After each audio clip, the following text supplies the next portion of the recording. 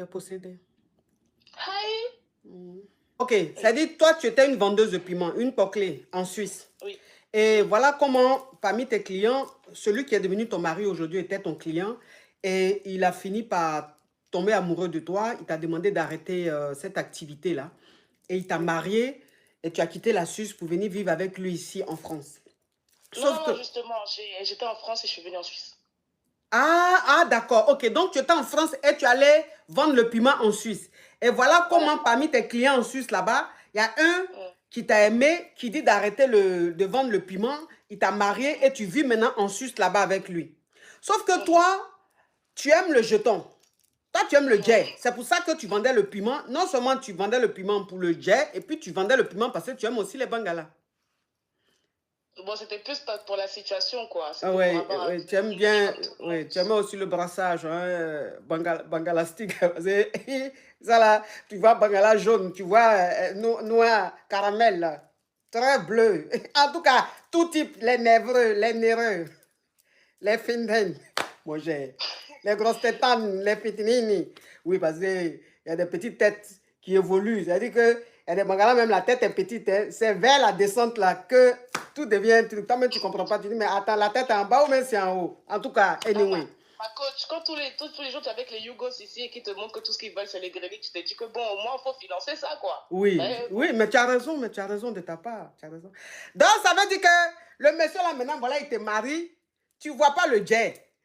Le jet, tu ne gères pas le jet comme façon tu gérais le jet quand tu vendais le piment. Donc, tu lui as dit, ah, franchement, si c'est ça là, moi, on va être mariés, mais moi, il faut me laisser aller vendre mon piment. Il s'est fâché, il t'a dit, mais attends, tu es sans ambition. Comment encore tu peux penser à vendre le piment alors que je t'ai enlevé dans cette vie-là? Moi, j'ai envie que tu continues tes études, que tu aies tes diplômes, tu vas avoir un bon boulot. Donc, pour ne pas que tu restes là comme ça à t'ennuyer, tu vas continuer tes études que je vais payer. Et puis, chaque fin du mois, il va te donner 200 K pour que tu gardes sur toi. Sans compter que... 200 francs par semaine. Oui, ça, c'est ce que j'ai dit là. J'ai dit chaque semaine. 200 K. Chaque semaine, il va donner 200 K. Et en sachant très bien que toutes les dépenses du foyer, c'est lui qui les fait. Oui. Ok. Et puis on va dans les restaurants, on fait les shoppings. Voilà, vous faites tout, quoi. On fait une petite vie tranquille. Donc, toi, maintenant, ça ne t'arrange pas trop. Parce que toi, franchement, tu as besoin du jet, mais du vrai jet. Voilà. C'est quoi ta question? Ma question, c'est est-ce que je pense à moi et que je me dis, je vais continuer à vendre le piment, faire mes projets de mon côté toute seule, me débrouiller comme j'ai toujours fait, pouvoir me faire mes petits soins, mes petits ongles, mes petites épilations en paix?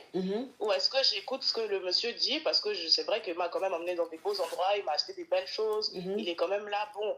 Est-ce que je l'écoute et je mets de côté, moi, mon ambition, quitte à gagner moi et reprendre mes études, trouver un petit boulot, souffrir à côté de lui qui gagne quand même 8K par mois et qui a un bon travail. Bon, c'est ça aussi, sachant que là où il m'a trouvé, il avait déjà dépensé 15K.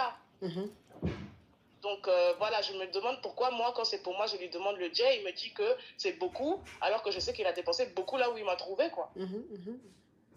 Donc, est-ce que je dois écouter le monsieur et reprendre des études, reprendre les petits boulots comme je faisais avant quand j'étais jeune? Ou est-ce que j'évolue de moi-même, quoi? Ok, donc tu veux savoir si tu dois retourner à ta vie passée ou bien si tu dois rester marié, continuer tes études, te contenter du peu que tu as, mais avoir une vie stable ou de continuer à vendre ton piment ou là tu avais le jeton, vraiment tu vivais ta vie tranquille, quoi, c'est ça? C'est ça, oui. Tu es possédé. Hi! Tu as un esprit. Oh. Mais mes copines disent aussi que c'est pas normal qu'ils ne veulent pas me donner le jet.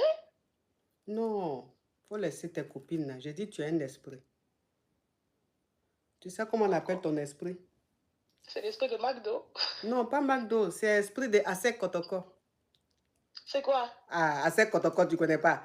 Faut te renseigner, faut demander aux Ivoiriens, Asek Kotoko, dans les années où j'avais le foot, et puis quelque chose s'est passé, et puis les Ivoiriens se sont levés là.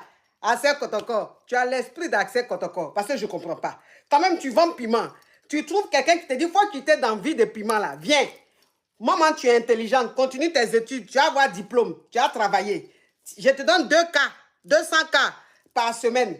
Tu ne payes rien dans la maison. Toi, tu dis tu ne veux pas, hein? C'est vendre piment là, qui est en train de t'appeler. Si c'est pas esprit d'Assec Kotoko, c'est qui? Franchement, oh, quand même, faut continuer, continue tes études, quand même. Continue tes études, tu vas avoir ton diplôme, tu vas avoir un boulot. Ça, c'est pas une vie. Hein, c'est pas une vie. Hein? Là, tu es avec un homme, il t'a pris là-bas, mais quand même, il t'a marié. Il fait tout pour que tu aies une vie normale, une vie stable. Faut pas faire ça. Faut pas faire ça. Faut prier. Faut prier. Appelle ton homme de Dieu. Là, il n'a qu'à prier. Parce que l'esprit d'Assec Kotoko est trop fort. Il est en train de tout faire pour que tu quittes dans cette stabilité-là. Hein? Faut prier un peu. Tu as compris?